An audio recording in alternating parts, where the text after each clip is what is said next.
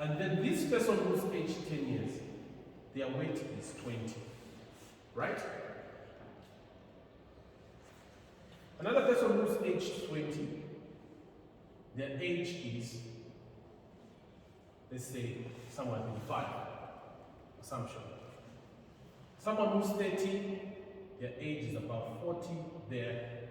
And someone who's 40, their age is actually there. So we have a number of patients, a number of people who have different ages relating to a different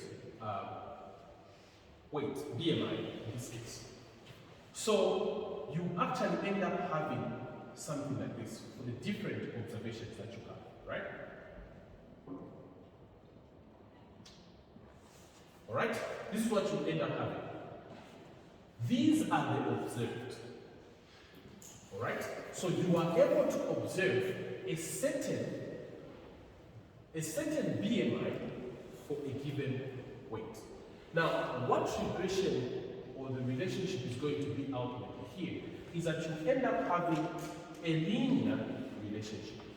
So this linear relationship is actually going to use to draw a line in such a way. Okay? So a line is going to be drawn, which is actually going to have equal observations above and on top. Okay? And these observations would actually have an equivalent difference from this line. So what basically this line is more like the mean line. Okay? And what these differences are here between the mean line and the observed is referred to as the residual. Okay? So the difference there is basically the residual. And the difference in the residual up and down are actually equal so that they all sum up and give you 0. This is what normally happens. What this line is giving you, the mean, is actually giving you the predicted line.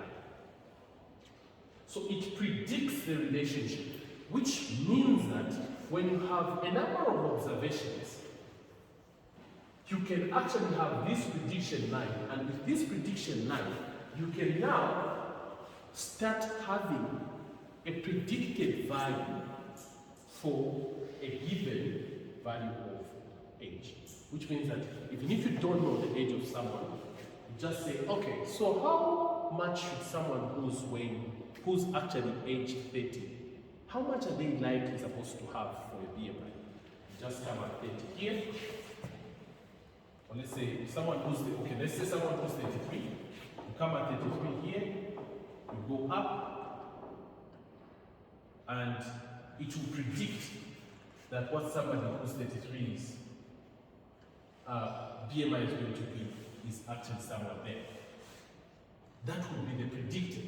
Now, you should know again that whether this is a predicted, you can actually have someone who's 33 who does not exactly weigh this weight. The reason why you're seeing this is because this is the predicted weight based on this linear relationship.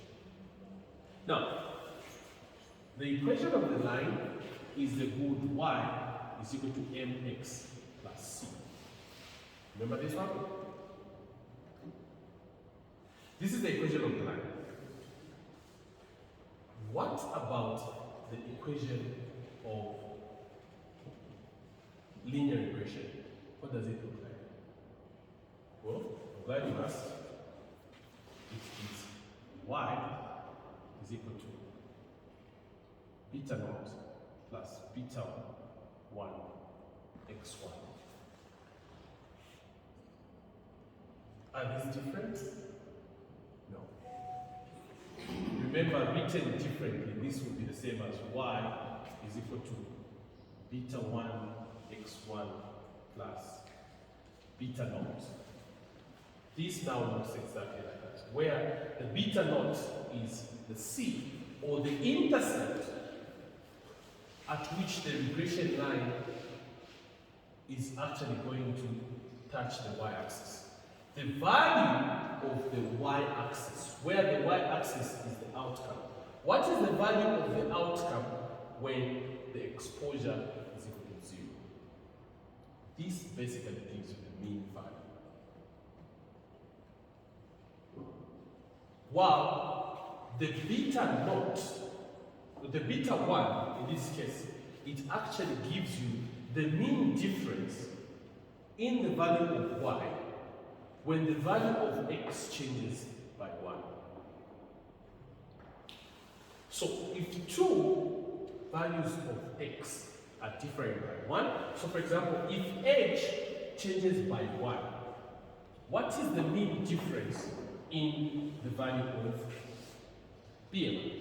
It's giving you the mean difference in the value of BMI between two people who are different in age by 1.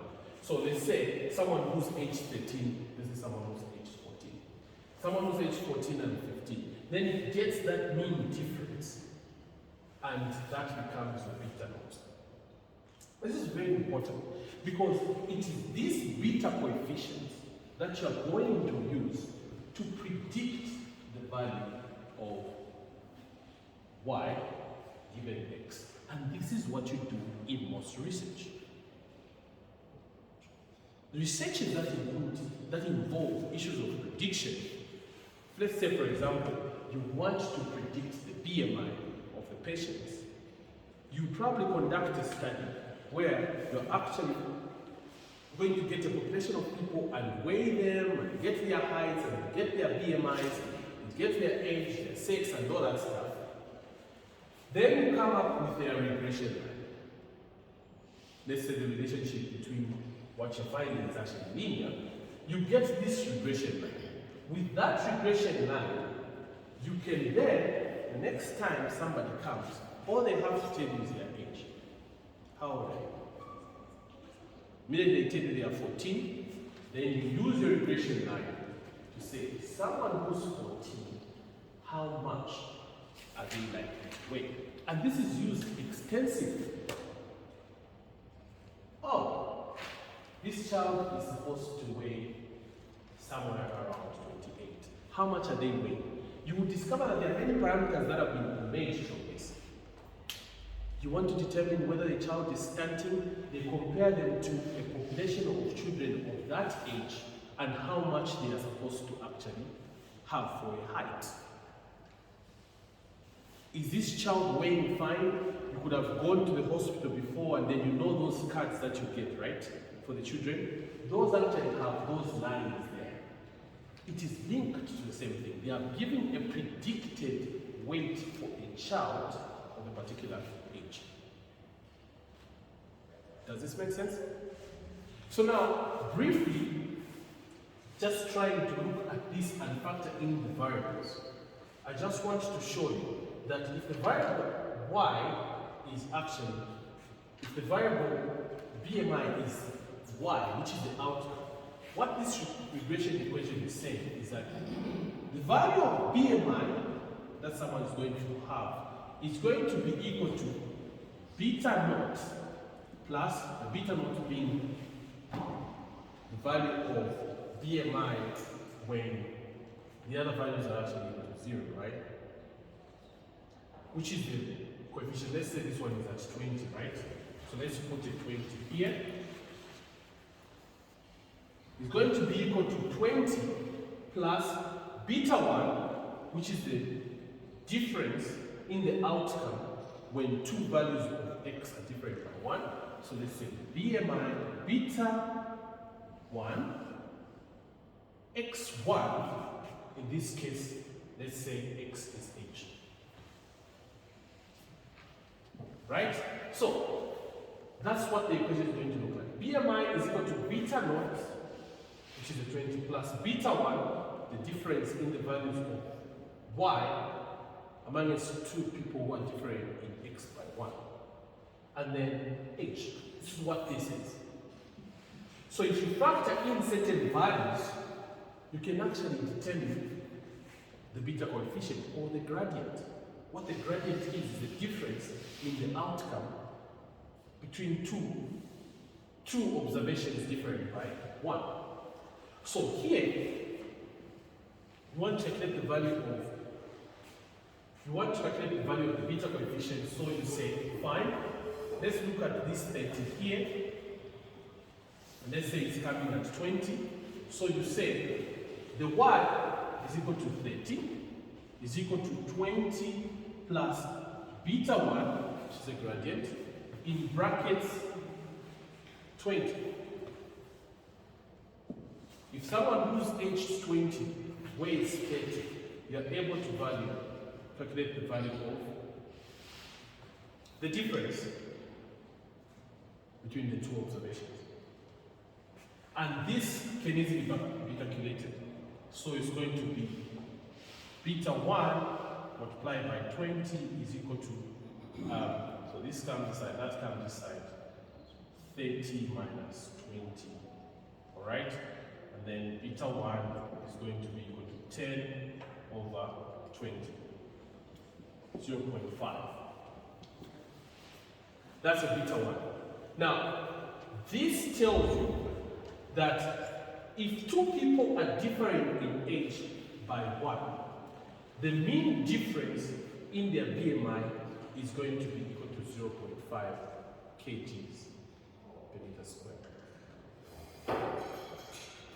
Is that clear? So now, once you have this beta coefficient, you can then now use these beta coefficients which you obtain in your study to then start calculating the values of the rest of the things that are actually going to be going on when you conduct your study. Which means this we know, this is the value of the beta 1 for the age. So what you're going to write as your new equation here is this. BMI is equal to the C 20 plus the beta 1, which is for the beta coefficient for age, 0.5 multiplied by age. Now, there you have it. You have that equation which you can use to be calculating the expected value of BMI given the age. Which means that if somebody comes to your clinic and then they tell you, well, how old they are, they tell you that they are 33 years or they are 34,